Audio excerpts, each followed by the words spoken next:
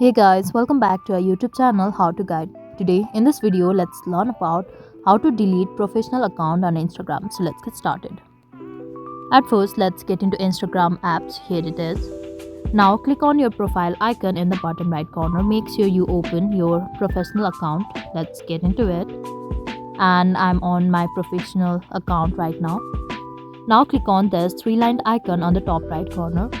And in the search bar over here, simply search for deactivate and deletion. So here it is. So let's tap on this. Now choose the account you like to delete. Let's go for this one and click on delete account and simply click on continue and give the reason why you are deleting and simply click on continue. Now enter your password and click on continue if you are sure about the deletion, after which your professional account will finally be deleted. So that is all. I hope you liked the video. Please do like and subscribe. Thanks for watching.